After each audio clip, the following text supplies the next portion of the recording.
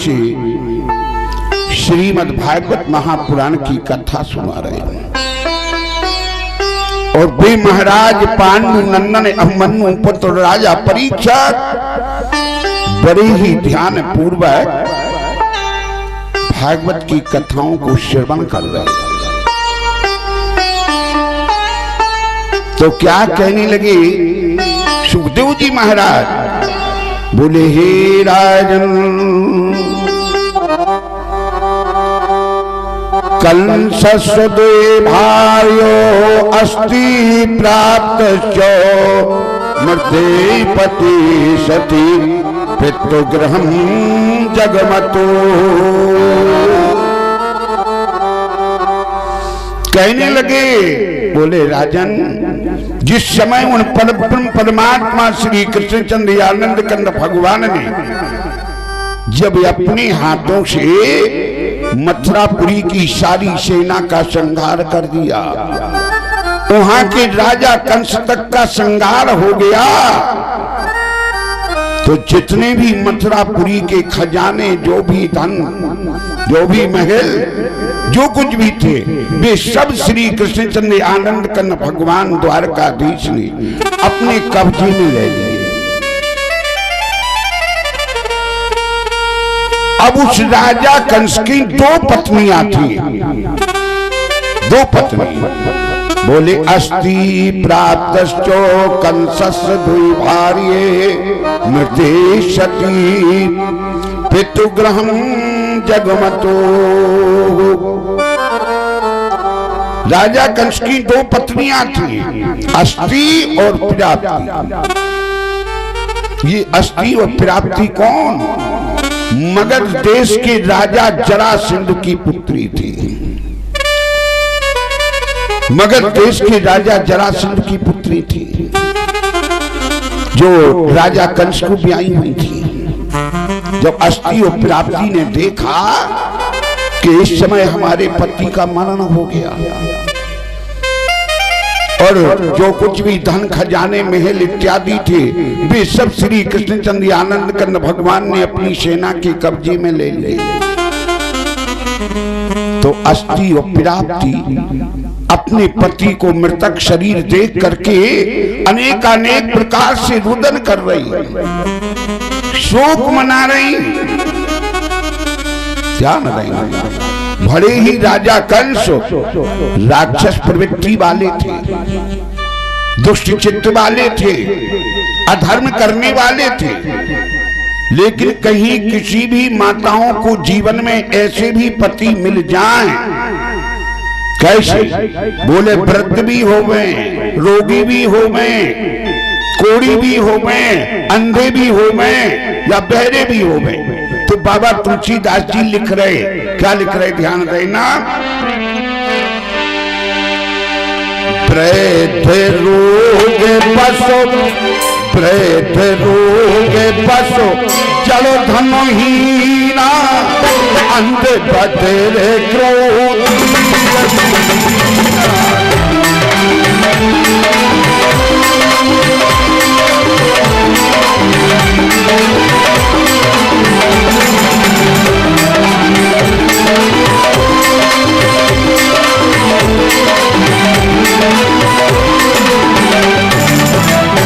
बोले वृद्ध रोग पशु जड़ धनहीना, और अंध बदरो क्रोधी अति दीना। कहीं किन्हीं माताओं को जीवन में ऐसे पति मिल जाए, कैसे? बोले वृद्ध भी हो, बोले वृद्ध रोग बस जड़ धनहीना, वृद्ध भी हो, रोगी भी हो, धनहीन हो गए, अंधे भी हो या बहरे भी हो, और ऐसे पत्नियों को कोई प्यार करके कोई माताएं उनसे नफरत कर रही या उनसे घृणा करती, तो उन्हें दूसरे जन्म में कैसे कष्ट उठाना पड़ते, कैसी नरकों की यातनाएं भोगना पड़ती। आगे लिखा बाबा तुलसी ने, क्या लिखा? ऐसे पति करो, ऐसे पति करो ये अभिमाना, नारी पाए जमे पूरे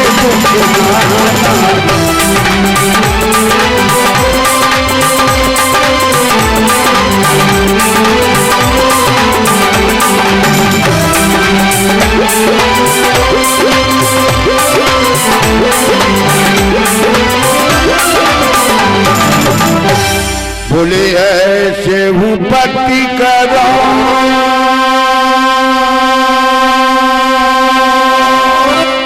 ये अभिमाना, वो नारी पाए जमपुरे दुखना। बोले ऐसे पतियों को प्राप्त करके कोई माताएं उनसे नफरत कर रही हैं या उनसे घृणा कर रही हैं, तो यमपुरी में पहुंच के नाना प्रकार के कष्ट उठाना पड़ते। कौन से नरक में जाना पड़ता उन माताओं को, जहां पति सेवा छोड़ के, पति की आज्ञा ना मान के अपने मन के काम करें। तो आगे लिखा बाबा तुलसी ने, पति बनु चाहे को, पति बनु चाहे को परे, पति रह तो कर पति बनु।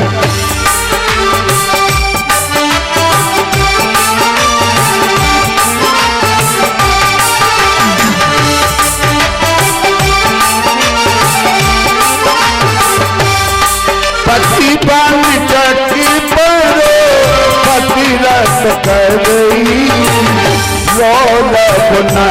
को कलप शायद पैदी।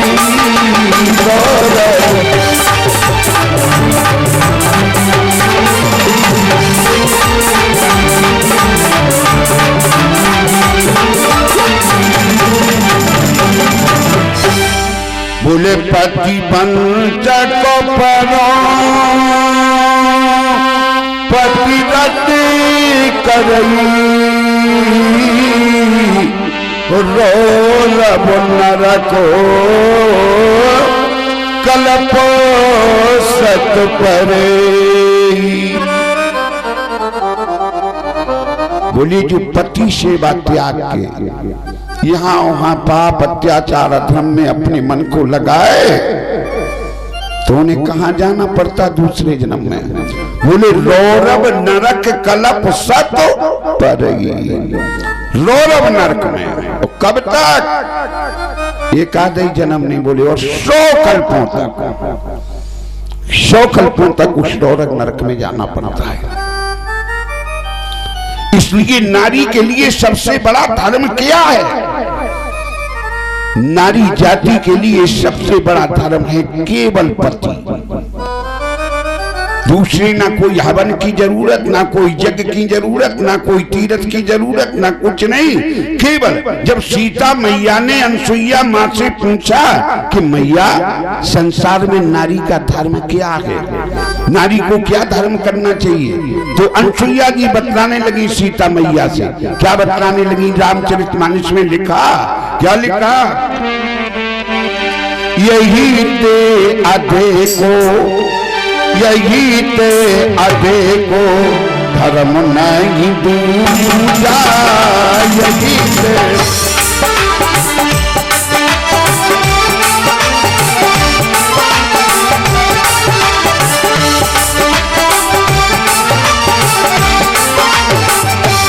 यही ते आधे को धर्म नहीं दूजा, सासो ससुरे पति पति की पूजा,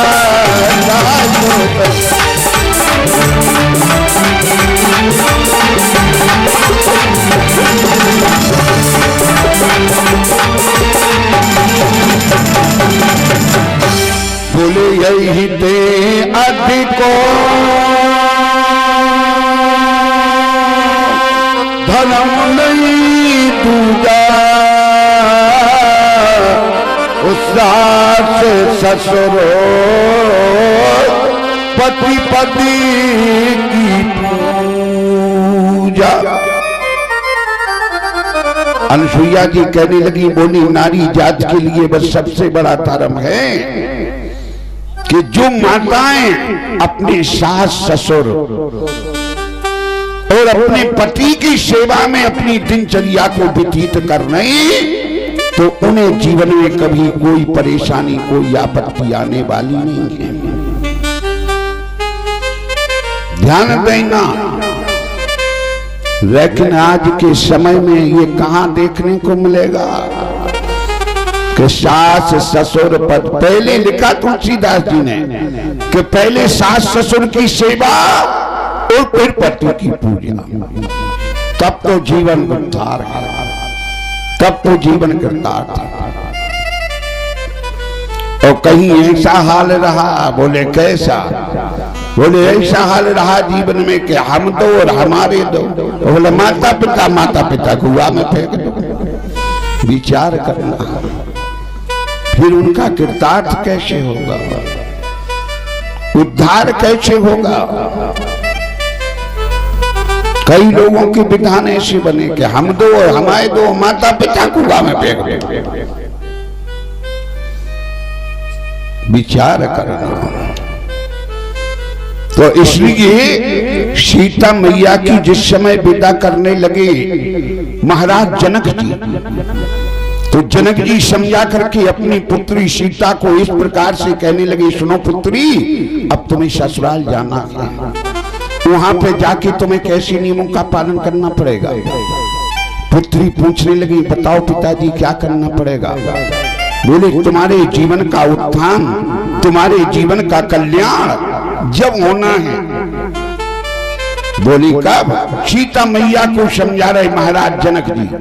क्या कहने लगे? बोले सुनो, पति लोक लाखो, पति लोक लाखो यशो अनुसार पति लोक।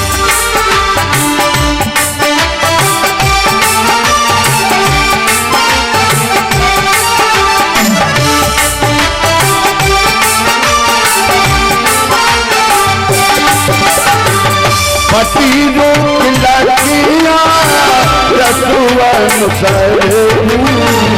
सासो ससुर जीवा करी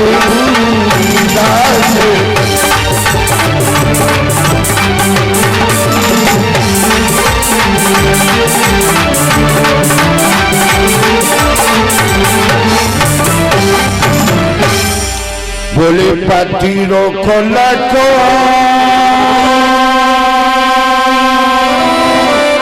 आयसु अनुसर सास ससुर गुरु से करे। कहने लगी सीता, तुम्हारे जीवन का कल्याण जब होना है, जब पति के रूप को देखते ही समझ लो कि इस समय पति क्या चाहते। पति रोग लग आयस अनुसर और सास ससुर गुरु सेवा करो।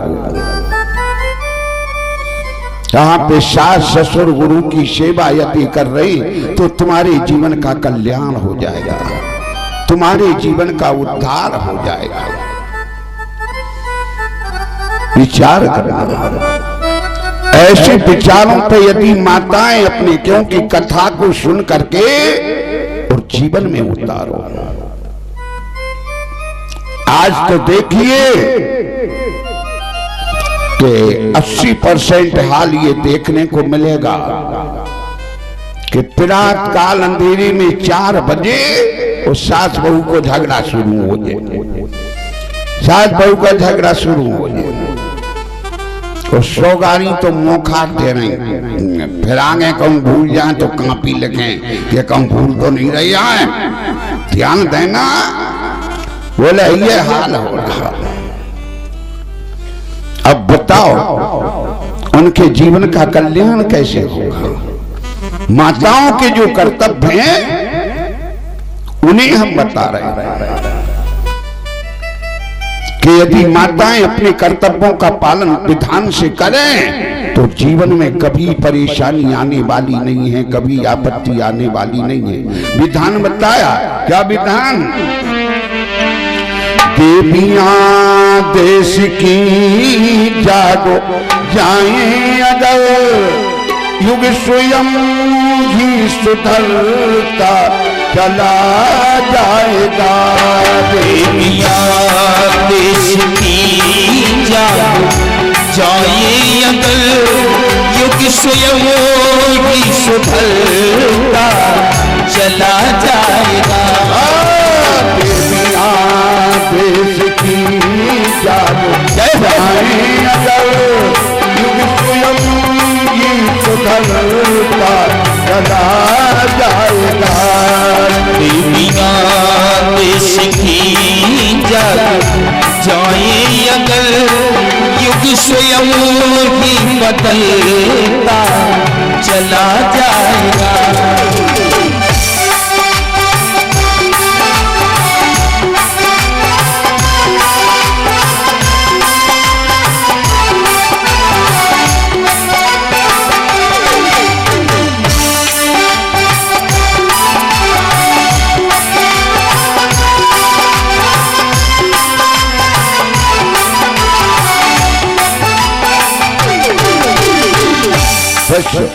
केवल माताएं अपने कर्तव्यों का पालन सच्चे विधान से करें। ध्यान देना, बोले मां की ममता तो बहुत ही आगे होती है पुत्र के लिए। मां की ममता पुत्र के लिए बहुत क्लिष्ट होती है, बहुत कठिन होती है।